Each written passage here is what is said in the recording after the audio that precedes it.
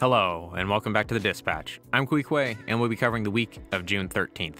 In the news, we have a new article from Exa, the Tesco.tf straight to the core event results, an article from Will about the Highlander Map Cup, a TF2 Maps reminder, and a PSA.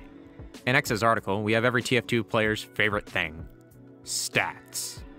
Going over the number of teams in RGL since Season 1, but not including the current season since they're ongoing. Some things to note would be the doubling of Six's teams from Season 2 to 3, explaining the vast amount of players in the lower divisions. Highlander also experienced some growth, but not to the same degree, taking a more linear growth. The staff has changed around as well, and some rules have been changed, namely that the Uber pause bug is explicitly stated and explained. Sites to upload POV demos have been clarified, a team mutiny clause has been formally added, and RGL now prohibits live spectators of matches. The results from Straight to the Core are out. First place goes to CP Sultry, the map that had the most flow, polish, and competitive viability points, while tying for first in the fun category with Koth Hive.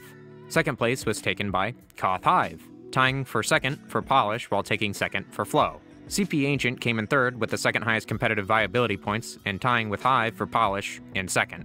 Then PL Echo came in fourth with the fourth highest polish, third for fun, and third for flow.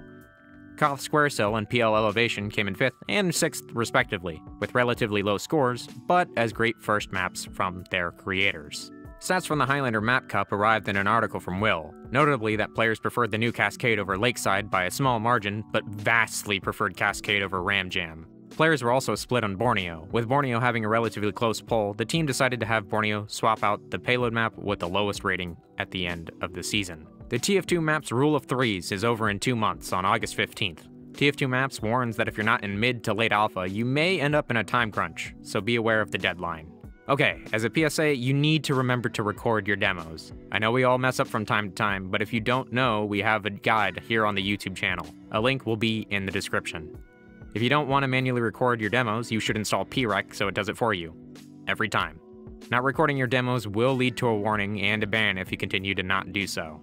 Onto the Sixes side of RGL, an invite, we just have one roster change this week. Sojourner picks up Juju as a sub. For the results this week, there hasn't been any movement, but we've reached past the halfway point of the season as Villa concluded.